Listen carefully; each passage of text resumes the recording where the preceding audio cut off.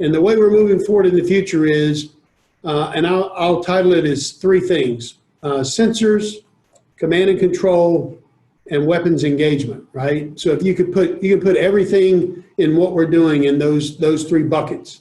And what we're trying to do is, how do we sense the adversary and targets out there without being spotted? How do we command and control assets to look at each one of those items that we brought up on our sensors? And then how do we do weapons engagement on those targets moving forward in the future? And not short-range engagements, but long-range engagements. So you'll hear things like long-range precision fires, air and missile defense. You'll hear electronic warfare, spectrum warfare, all of those things the Marine Corps is getting into. And the things that we've had for 30 years since the Gulf War, which I just happened to be a battery commander in the Gulf War in the 1990-91 timeframe. So we're taking all of that equipment that was designed for that land campaign, and we are divesting of a lot of that equipment on the Marine Corps side. And we're using that funding to modernize the Marine Corps moving forward to a 2030 force. And what I mean by that is, today we're in 2020, so we've got 10 years to lay that force in, buy the capability that we need, and deploy that force out to the fleet so that we have that capability in hand, which is why I think that you're in a really opportune time to be doing business with the Department of the Navy and the Marine Corps. So one of the things I'll tell you is that we in Marine Corps Systems Command hold small business roundtables quarterly. We try to do it in a small setting, 25 to 30 companies, so that we get to know them a little better. And so that's out there. We had, before COVID hit, we had a small business symposium where we brought in industry and we talked about all the things that we were doing and laid that out. And so we will do that in the future. I think virtually we're going to make sure that we still communicate with industry and small business so that we can get our ideas out and we can get innovative thought and discussion back. So that's what we're looking for. So in those small business roundtables, we talk about a lot of things. And one of the things we talk about is, how are we organized for the fight in Marine Corps Systems Command? Our mission is really to design, develop, and field those ground combat and information technology systems across the Marine Corps. So we have one PEO in the Marine Corps, PEO Land Systems, and PEO Land Systems does all of our really non-recurring engineering, those critical items of R&D and procurement that we need to field out to the Marine Corps. And some of those things are ground-based air defense. They're looking at medium-range air defense. They're looking at lasers. They're working with CAC2S, so command and control systems for Link 16 and other waveforms. And they're looking at the truck environment that we have across the Marine Corps. So the amphibious combat vehicles, so ACV is one of those vehicles, and how we get Marines to the fight. And so they're working on those big items. Across Marine Corps Systems Command, we've got 520 programs. And what we did in 2017, when I first took over as the executive director with General Schrader, who was our previous commander, is we laid in a force structure realignment, or an FSR, to look at how we were organized. And what we said was that we were vastly unorganized for the rest of the Marine Corps. So we organized around the Marine Air Ground Task Force. So again, I told you that we didn't do aviation side of things. So that aviation side is still done by the Pax River crowd with Naval Air, and so, or Naval Aviation. And so what we have organized around is the command element, which are all of our tactical IT systems. You can think of networking on the move. You can think of combat development centers, those things that we deal with. And then we have a supporting establishment on the other end of IT, which is our enterprise IT systems. We have a combat element, which are all of the Marine internal gear, the individual Marine, and then those things that the individual Marine would use to prosecute the mission. Long-range fires of all types, electronic warfare, you name it, that's in the command element piece. And then the final piece is the logistics combat element. So we're organized in the command element, ground combat element, logistics element, and supporting establishment. All those things together make up Marine Corps Systems Command. 520 programs, and each one of those programs designed to provide quick and lethal capability into the Marine Corps. So we're a little bit different than a typical SysCom across the Navy in that we have not only a direct line of communication to the Commandant of the Marine Corps, we have a direct line to the Assistant Secretary of the Navy for Research, Development, and Acquisition, and that's Secretary Hondo Gertz. So all of his staff, the DASN staff, we report directly to in contracts, in program planning, and all of the efforts, sustainment, air and ground, all the things that they do up at ASNRDA. So we want to make sure that we are aligned to that organization. So our commander's priorities are really our work environment, executing the plan, our professional credibility, and preparing for the future. And really our number one priority is our workforce.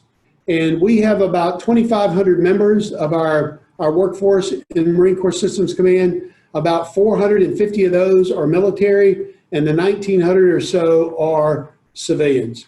And those civilians are part of the Department of Navy acquisition workforce. That acquisition workforce is about 64,000 strong across the Department of the Navy, across all the SysComs and the rest of the department. And then across the Marine Corps, there are about 3,000 certified acquisition professionals. We've got 1,900 plus in Marine Corps Systems Command that we're using today to put great capability in the hands of the Marines. So one of the things I want to let you know is that we also have in our organization, other than the 4 portfolios I talked to you about, a PM, a direct reporting PM for training systems down in Orlando, Florida. And down there they do everything from individual Marine training to combined and federated Marine training of all types. We also have a PM for a light amphibious vehicle, or LAV, up in Detroit, Michigan. We're looking at a transition of that system to a amphibious reconnaissance vehicle, ARV, in the future that are just transitioning over to our PEO for land systems. And then we have a PM shop that works up at Marfor Cyber at Fort Meade, up at the fort with NSA, that looks at cybersecurity and all the things that are going on with Marine Corps Forces Cyber Command and how they do business. So we're supporting them up there. And then finally, the other PM that we have is the Wargaming Center. Wargaming is going to be a huge future for the Marine Corps, a world-class Wargaming Center that's going to be built physically in a building on Quantico, base Quantico in Virginia. And then think about all the models and simulation work that will have to go on from all levels of classification in that system to be able to do realistic war games faster than real time, to understand what capabilities that we're designing and providing for the future can do for us in the future. So that's one of the things that I think we will do. We also interface with a lot of the PEOs across all the services. So we have a joint program for protection in JPEO for chemical and biological defense. We work with that JPEO as well. We work with PEO Enterprise Information Systems for the Navy, and PEO C4I for both the tactical shipboard communications and for the enterprise communications that we run. That PEO is coming up soon at the end of the fiscal year, transitioning to 2 new PEOs, PEO Digital Enterprise Systems and PEO, I call it Major League Baseball, it's MLB, it's Manpower Logistics and Business Systems. And so with 2 new PEOs. One is going to be Ruth Youngslew and Les Hubbard, who are working today in PEO EIS. But we will be transitioning some of our supporting establishment systems over to the Navy to integrate more with a naval force. Again, we also interface with PEO Soldier, PEO C4I on the Army side, and all the things that the Army does that we integrate with. And then we're integrating with the Air Force in a lot of things that they do on their PEO side. So it's just a vast organization, one that is really aligned to the Marine Air Ground Task Force and the way we fight, that can be tailored. We can tailor the capability and tailor everything that we do. So that's really kind of a little bit of background on how we're organized as a Marine Corps Systems Command. Again, I talked about the workforce. We also have a command that's out in San Diego near Camp Pendleton, and that command is the Marine Corps Tactical Systems Support Activity, or MCTSA. And what MCTSA does is they run the help desk for all of our tactical systems. They do all of our tactical cybersecurity assessments that go on for all of our tactical gear, and they support the grooming of the Marine enterprise and amphibious units that go aboard ship to make sure that they are integrated both from a comms capability and a weapons system capability, integrating shipboard. So all of our amphibious ships that are out there. So really a really great capability. Underneath that command is the amphibious vehicle test bed. So all of our amphibious vehicles we can test off the coast of California in an environment that would be akin to a shipboard and a shore-based environment. We have a group called our G staff, which is under our chief of staff within our command, that has all of our G1 admin, G2 security, all your typical G staff across the Marine Corps. And then we have 2 additional senior executives within our command. One is the deputy to the commander for system engineering and acquisition logistics, and the other is the deputy to the commander for resource management. And under each of those, they have a lead or a director for human capital management and financial management, and then system engineering and acquisition logistics and product support. We have a director, a G3 of operations and programs, and then a director of contracts that runs all of our contracts. On our really our special staff, we have Kyle Beagle that sits up there as our Office of Small Business Programs Associate Director. We have our council. We have almost 15 attorneys that sit on our council lead. And we have international programs, a command safety program, intel liaison officer, and then a director for test and evaluation. So just a big group that we're trying to bring capability together. And so that lays out really our command. And let me tell you a little bit about what I think are some things that that you can be really involved with that we're doing today. One of those is with our portfolio manager for the command element. We're doing a wired in the defense Marine analog tactical telephone. So I don't know if all of you remember the TA312s and those telephones that we had that were wired a long time ago. So based on some of the missions and some things that we're doing, we really think a hardwired in the defense capability would be a way to go in the future. And so that's a small non-internet protocol wired command and control device that we're looking for in the future. One of the areas for the portfolio manager for logistics combat element is a mobile electric hybrid power source. So here's the real kicker for the Marine Corps is that we typically carry most of the things that we take to the fight, and we want really electric hybrid power and other battery powered sources that are lightweight and mobile and that we can get to the fight quick and last for a long time. And so you can help us in that area out there. Our supporting establishments, we're looking for program support there. The requirements to provide support, which includes program management, lifecycle logistics, engineering management, configuration management, system engineering, T&E, and cybersecurity. So that's a Seaport next gen contract in FY21. Then we have a portfolio manager supporting establishment again, which is called the Network Communications Infrastructure Modernization. So we're coming up with a network modernization plan across the Marine Corps and how we're going to modernize our Marine Corps enterprise network for the future. So in that area, there are a lot of things that we need support with. In our training systems world, there is an equipment-related services communications systems contract. And basically, this is to provide sustainment to support existing and future Marine Corps training systems. So we really need help there. Another training systems one is electronic and communication services, which is really post-deployment software support for software development and cybersecurity support for our ground training systems. So just a great area to find some work there. And then finally, from MCTSA, or the Marine Corps Tactical Systems Support Activity out in California, a tactical support systems support contract to support the help desk that we have out there for all of our tactical gear and our C4I communication gear.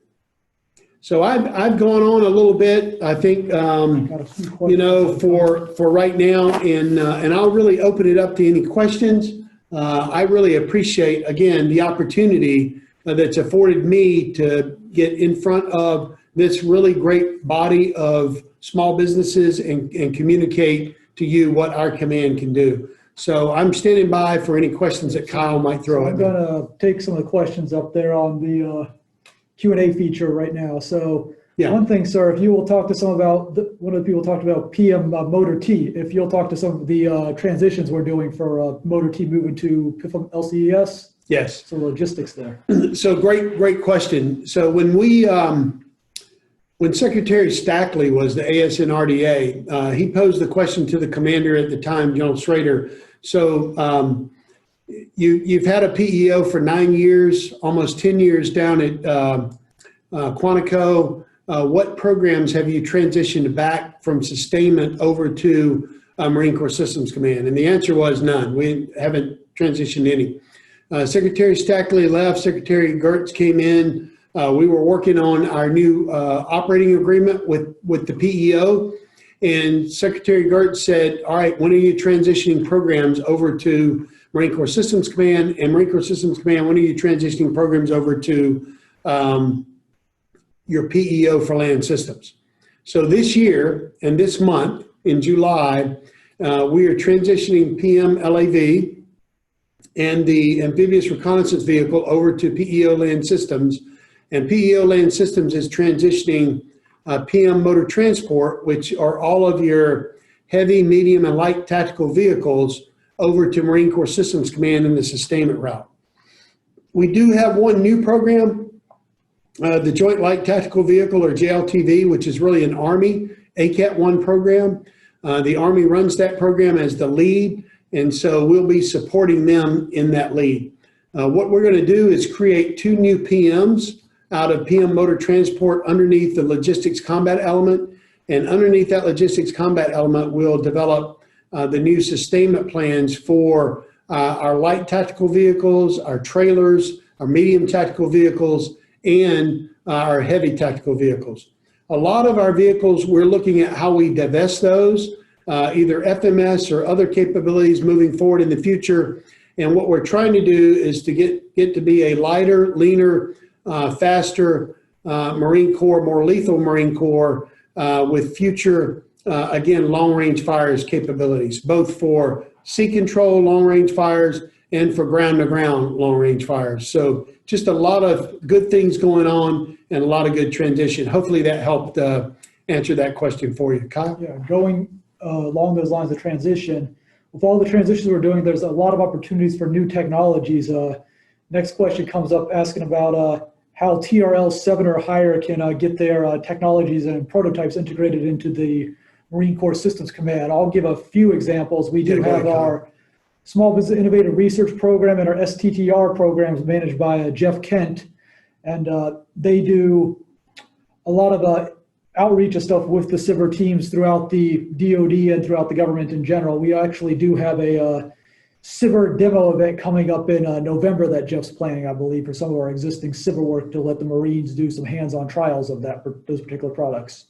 Yeah, to add to Kyle a little bit, I think that what you need to do is, one, make sure that you have provided your company name and information to Kyle Beagle and AJ or Austin Johnson in our Office of Small Business at Marine Corps Systems Command. They can put you in our database, and then as program managers look for ways to do business going forward in the future, they will do some of their market research through that database and look for those companies that fit that mold, and then try to get those companies to come in. One of the things I didn't talk to you about is that we've been given a lot of authorities across Marine Corps Systems Command and the Department of Navy for acquisition. Some of those authorities are other transaction authority. We've been given up to $100 million in that area to go out and look at prototypes from companies of capabilities that are available out there, and then select those best fit companies for Marine Corps Systems Command and the Marine Corps, integrate those into a production capability, and then move those right into production. So a real quick process that we can do from prototype with a TRL 7 or higher prototype into a real production capability.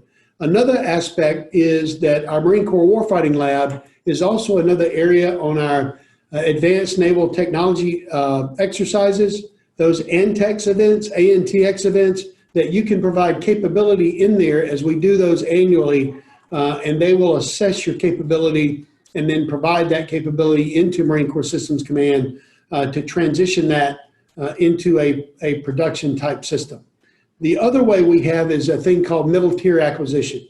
And a middle tier acquisition capability is a 6-month capability that already is ready to be fielded, and then we get it into production and out to the fleet in a 5-year production cycle. Or we develop that capability over 5 years and then get that into the fleet over that 5-year period. So we have a lot of flexibilities in both the requirements process and the acquisition process today to make that work. The area that we need help with, and that small businesses and large business alike can do something for us, is our PPB E&A system has not changed really that much since about the 1960s.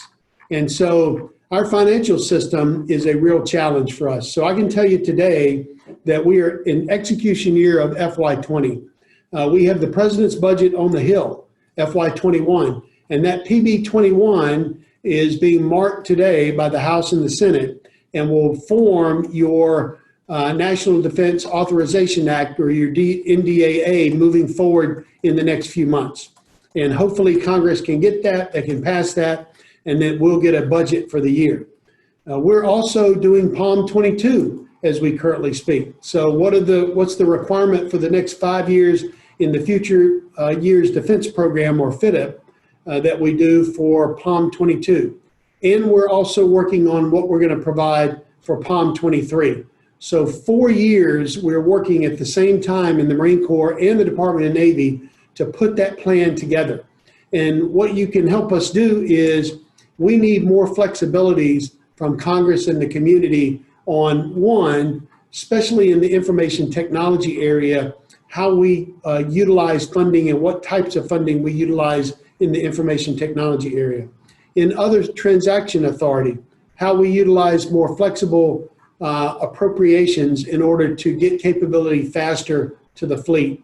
And so all of those things tied together, you got to have the requirement, got to have the funding, and you got to have the acquisition strategy in order to move that capability to the fleet. Those are the things that we need help from the community in aligning those things together and understanding what capabilities you bring, and then how we can put that together as a program. Hopefully that helped answer your question.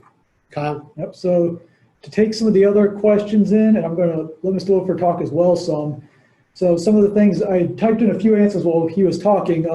If you want to get in touch about anything specific to the command, anything down in the weeds, feel free to email the Small Business Office at MCSC OSBP @USMC.mil. I typed that in the Q&A box, so hopefully you saw it come through, and that's our general inbox for any small business questions. Any questions you got about industry days, talking to us, getting in touch with PMs or contract specialists during COVID, etc. COVID has affected us. As you can see, we're doing this virtually. We'll be doing a lot more events virtually. As Mr. Williford said earlier, the industry symposium we do every year, we are looking at doing that virtually. We just sat through budget discussions earlier in the week, so we know how much we have to allocate towards that particular event, and I believe we have enough to at least do some kind of virtual event. So we'll be looking at doing something probably in spring of 21. Yeah. So just a few additional comments. So as a small business, again, I've been on the industry side, and I think some of the areas that I would focus in on today is really partnering both with other small businesses and partnering with some primes that are out there to look at how you can expand your companies and expand your business. Understand what they bring to bear, and then what your niche or your capability is that you bring to support those companies, and then utilize those companies to team and bid on capabilities out there so that you can win those and then expand and grow your business. So those are some areas I would tell you that I think really are critical as a small business and a company moving forward in the future. Again, as Kyle said, those companies that are technically inclined can come in through our Small Business Innovative Research side of the world. There are other technology areas through our Marine Corps Warfighting Lab and experiments to be able to come in through that route. And then again, partnering both with other small businesses and with primes, I think is a way to go, to make sure that you communicate your capabilities to others out there, and then you give them the great capabilities that you bring to bear on problems so that we can solve a lot of our problems. The things that we're looking at today are really not how we incrementally develop new capability, but how we revolutionize and change the capabilities that are out there. I'll give you a new book that I'm listening to right now that I think is real key, and it's called The Kill Chain by Christian Bros. And I don't get any money for it. I don't get anything back from Mr. Bros, but he was John McCain's chief of staff, and he really has a great book. And when you listen to it, you'll understand some of the challenges across the Department of Defense and the things that we need to do going forward in a real competition with a peer adversary, and the things that we need to do to project ourselves forward in the future. So I would highly recommend that book to you. So Kyle, any more questions out there? So the next area we'll kind of go into, Okay. so do we have a vision for a small business office? Yes, we do. We will be posting a small business strategy probably by the end of the fiscal year. We'll also be posting our forecast by the end of the month. Right now it's currently with our public affairs office, just to make sure everything's clean before we post it out for everybody to see. Syscom's email address, I had mentioned that earlier. That's that MCSC OSBP at USMC.mil. That's the best email address to reach us on. You'll get a hold of both me and AJ with that email address. And we regularly communicate with the PMs and everybody else. Each PM has their own integrated mailbox, which you can find on the Marine Corps Syscom website, I believe. And also that website has a plethora of information about Marine Corps Syscom and the command in general. Some of the things, Ms. Williford, I talked about, I know a lot of you want to know what kind of ways you can focus your business for Marine Corps going forward. If you read the CPG, Commandant's Planning Guidance, you'll notice that wargaming was a big point in there, along with data management and a lot of the distributed communications, which COVID surprisingly made us do stateside as well now. Right. So, you know, it's been an interesting environment, but it's definitely there, and definitely lots of new change going on. Yeah, just to emphasize that again, what Kyle talked about was the wargaming capability that we're talking about. We're looking for models of every environment and every system out there, and so how do you develop those models and integrate those models together? The real challenge that I've seen over the years with our model development and our simulations is that everyone has developed their modeling environment, their simulation environment, their framework in a different environment. And what we're really looking for is how do we plug and play those capabilities, right? That we take one capability out and plug in a new one to see what effect it has on the battle as a whole. So we're really looking for those new innovative technologies. I think that the gaming community has a lot of those technologies that we're really looking for and that we're trying to integrate with. So we're looking at that. So there is a lot of area for small business to integrate into that environment. I think that anything to do with sensors or sensing capability moving forward in the future has a lot to do with a small business. And I equate it to the, I've got on aircraft today sensors that detect movement and detect whether or not I've been locked on as a target. I really would like to have that same capability in a small form factor for Marines and for Marine vehicles. So just a number of things as you think about innovative activities and how you would move into a battlefield of tomorrow. What are those things that you really need for that fight? Both manned and unmanned capabilities that are out there, both undersea, on the surface, on the ground, and the aerial component as well. So just a lot of areas to gain a foothold into the Department of Defense and the community. I also know that small business is worried about the cybersecurity pieces and all those things that are being put on small businesses to work with the Department of Defense. It does take a lot of work, and I'll grant you that, to get into the Department of Defense and do work with us. But I would tell you that once you get through those hurdles, that it's beneficial to the company and to the community.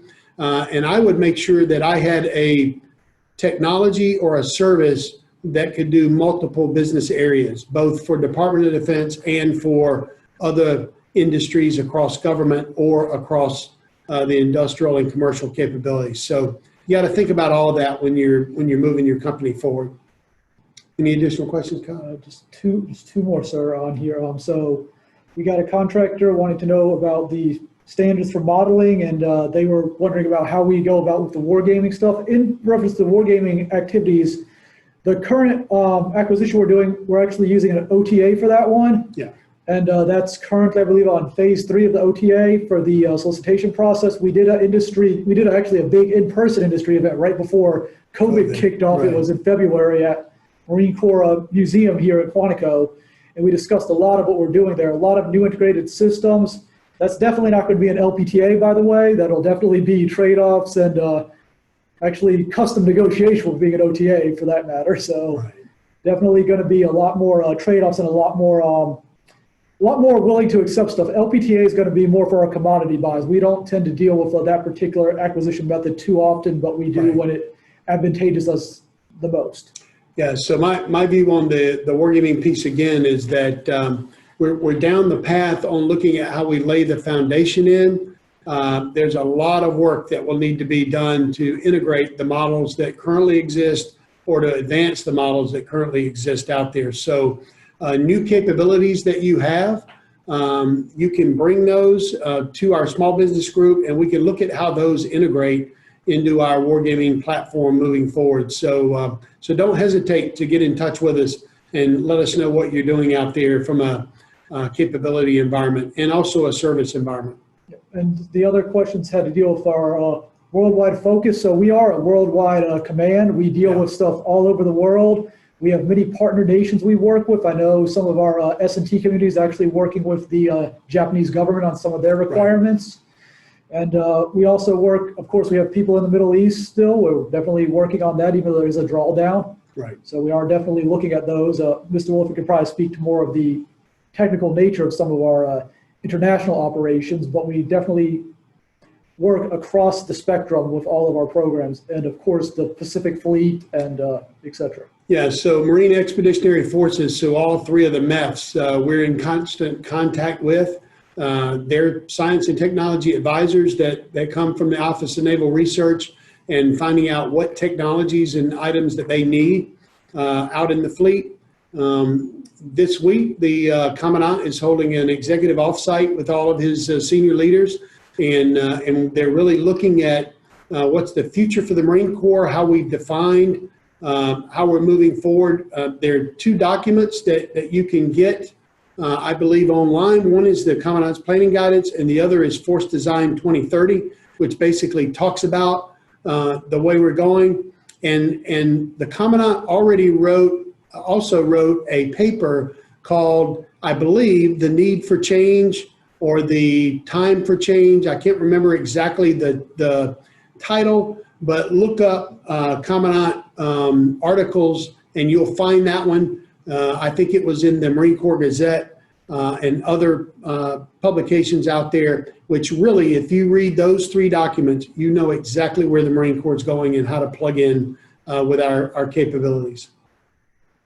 What else, Kyle? And that's all the questions I'm currently getting, sir. Arvis, if you're listening, you may want to jump back in. Kyle, I do see a comment in the chat. Maybe either you or Mr. Williford could address it. It's referencing contracting officers, contracting specialists, wanting to cut off communications with industry when they have a procurement in process. So I know we have the OMB myth-busting memos, which encourage dialogue. What things is it that Marine Corps Systems Command is doing to encourage and keep that line of communication open up to the point that we can get a solicitation out on the street? Yeah, so I'll start on that. I'll let Mr. Williford continue. So some of the things we're doing right there, we're actually increasing our training awareness for the contracts team to make sure they know and understand when you can talk to businesses and when you can't. I actually had about an hour-long conversation with our market research trainer for our capstone courses yesterday. And we were talking about some of the integration we want to put into the market research course for a lot of our new incoming contract specialists to make sure they understand and get more of that integrated discussion with vendors. Also, a couple other things we've been doing are, one of my colleagues, Mr. Luis Valaquez, he does tech demos every couple of weeks for anybody that's got an innovative product or research. Feel free to reach out to me. I'll coordinate with Luis and we'll be happy to do a tech demo. We work a lot with Marine Corps Warfighting Lab, and we also work a lot with the other innovation offices there to showcase and make sure the technology actually gets to a Marine that may have an interest in that. So we're definitely open there. And one other thing to keep your eyes out for is Modern Day Marine. They will be doing a virtual event, and I believe they'll be doing a virtual advanced planning brief to industry, which will give a lot of focus to some of the stuff we're doing in the future and give you access points to a lot of the PMs and DPMs as well. And one other thing we'll be doing in next fiscal year that me and Jahani Deal, the current director of contracts, are working to put together. We'll be doing quarterly PULP meetings, which will allow you to get a future look of where the Marine Corps is going, what's coming out for contracts in the near future. And we plan to have each one of the program managed offices take a key role in that and making sure that there's a very integrated communication forum for all businesses. That's great. Thanks, Kyle. So we've got 250 contract leads and specialists across the command in all capacity. And they can talk with you about solicitations and things that we're getting ready to do, from a request for information. They can talk to you everything until an RFP hits the street. And then once the RFP hits the street, those companies that bid on that contract, we really can't talk to you about what's going on in that solicitation at that point. But other than that, we can talk to you about any other items that we're doing across the command. So we need to keep that communication going. And as Kyle talked about, we are instituting a lot of things to train the workforce in doing that. So I'll give you an example. When we had other transaction authority that came down, I had been doing that in the Army since 1988. And the community here was not trained in that environment. And so we brought in a course and trained the community for a week to get them into this environment. And we went from zero other transaction authority capabilities into about 48 across the command today. So just a lot of different things going on, and we've got to train our communities in what we're doing and how we do it. If everything looks like a FAR-based contract, if everything looks like a nail, then everything looks like a hammer to hit it with, right? So we're trying to train and make sure that our workforce knows exactly what's going on, the flexibilities they do have. So thank you for that question. Yep. Thank you both. And another comment that was in the chat was we have a listener who is hard of hearing and would like to know if there's a slide deck or something that maybe you can share with the community, in that if you send it over to us, we will post it on our website, send it out to the attendees as well.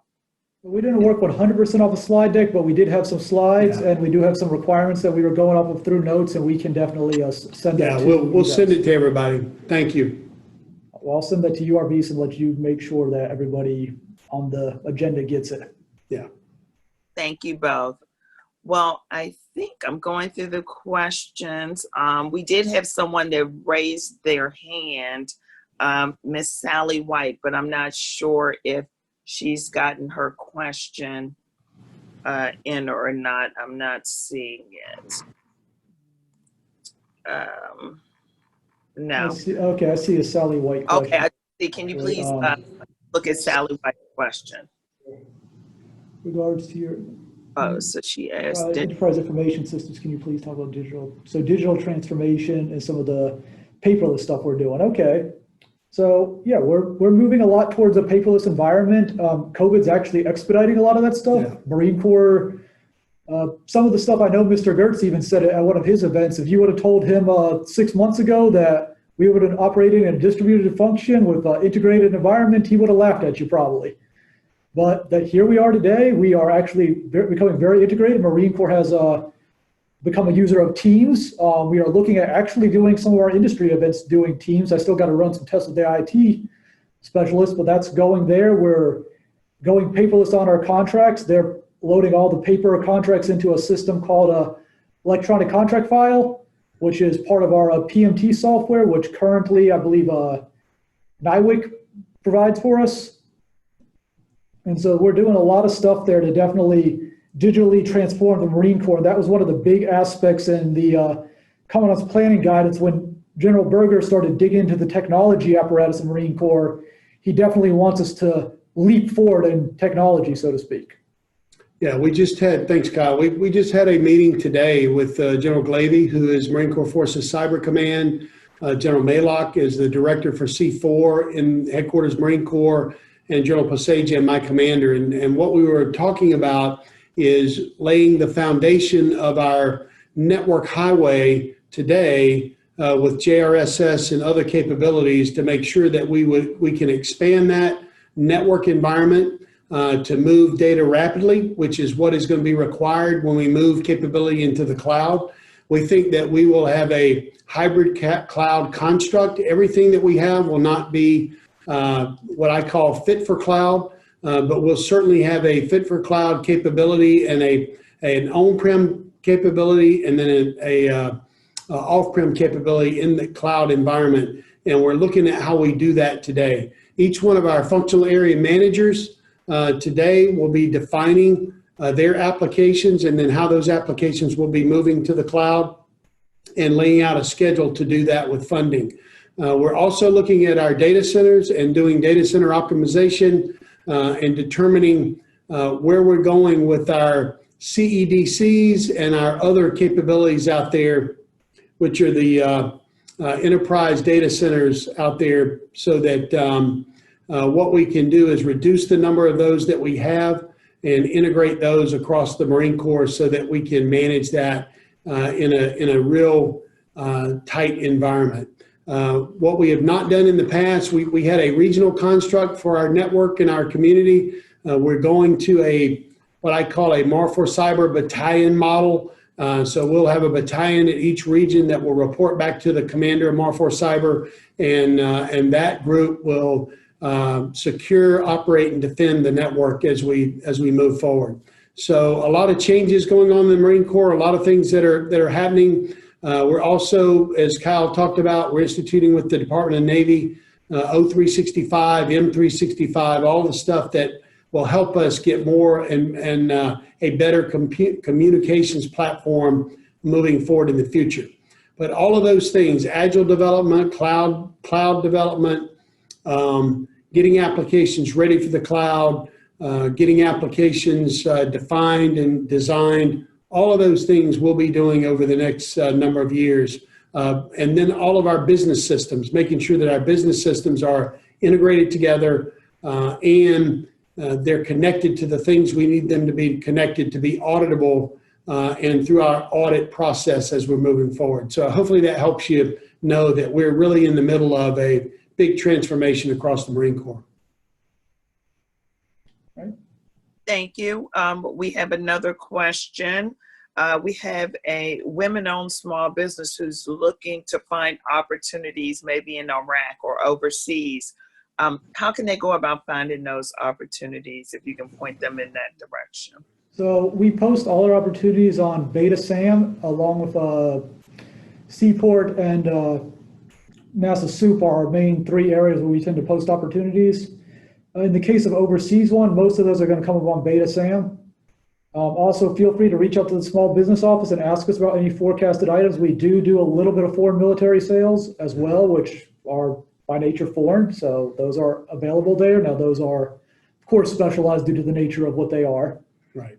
And those would be the main avenues there. Some things to know about for overseas stuff. Actually, one of the interesting requirements, and I don't know if your skill sets allow you for this, the person asked the question, but we do have a range as a service requirement, which will have some overseas stuff for Okinawa and the Pacific area, right, which will cover a lot of our support services through the range there. Our Traces office is doing that, and it should be a pretty interesting acquisition, actually. Multiple single award task order contracts off of that one. That'll be out there for you. And there'll be plenty of other opportunities out there as well in the overseas, because like we said earlier, Marine Corps Systems Command is integrated global command. Right. Yeah. So we have, capabilities, as Kyle said, out across the world, and those 9 times out of 10 need support and contractor support as we're moving forward. And so look into that. I think Kyle's right. I think that there are opportunities there for those companies that are worldwide and even the small businesses that are not worldwide to get into that realm and to support capability out in the fleet. So a good way to do business. Okay. And before we wrap up, we have one last question / comment in that doing business with the Marine Corps seems complicated, challenging. Is there, can you give some points or footnotes to say, here's what you can do to help navigate that process or make it easier? I know one I want to do is direct them to Mr. Kyle Beagle to help them navigate that process, but any tidbits that you can give the listeners here? Yes, I would say one of the main things to know is understand the 2 acquisition arms of the Marine Corps. You have Marine Corps INL, the installations and logistics arm, and you have Marine Corps Syscom. So oftentimes I know vendors will come to me with a focus asking about requirements on the base of Quantico, for example. Well, I talk to the people on the base of Quantico. Well, we talk to them a lot. We are a tenant organization on Quantico is what I always have to say, because we don't control anything that goes on that base unless it's a system that's being built to use on that base, such as some of the network support type stuff. So that's definitely there. The best way to do that is definitely research the website, understand the differences of Marine Corps. Reach out to me from Marine Corps Syscom, reach out to my counterpart from Marine Corps INL, Mr. Carlton Hagens, who I believe will have a webinar coming up in the future. I'm not sure the exact date, but I'm sure RVs can give you that if you need it. And that'll kind of give you some background there. Just basically, the main key is do your research and know your acquisition. I've seen vendors come in, know what they're talking about, and get a contract within 5 or 6 months. Then I've seen vendors come in, clueless, not have done any research, and they ask why they haven't got a contract in 3 or 4 years. And the main key there is just do your homework. Yeah, so I'll go off of that with Kyle in that I think Marine Corps System Command and the Marine Corps can be a really good place for the future for your technologies and your services. And so I would ask you to get with Kyle, get in our database for market research and for other contact information that we need. We have goals every year from the Don Office of Small Business that we have to meet. on the small business side, we are pushing hard to meet those. And, they're all across all areas of small business environment. And so we want to meet those, and we're trying our best to do that. We're trying to find that right capability and right fit for the areas that we need across the Marine Corps. So I think that Kyle and AJ can get you in the middle of what's going on with the Marine Corps, and you can get noticed with your capability and your service that's out there. And so I would ask you to please communicate with Kyle, interact with that office, and we'll support getting you business moving forward in the future. But as Kyle said, do your homework, know what capability we're looking for, and we will continue to do interactions like this to help the community understand the way we're moving forward. Thank you. Thank you both for joining us today and taking time out of your busy schedules. I know we have a number of questions that still haven't been answered. This was a very popular webinar series, so thank you both. Tune in with I think somebody. Okay. Marine Corps INL. Thank you. Thanks a lot, everybody. Everybody have a great day. All right.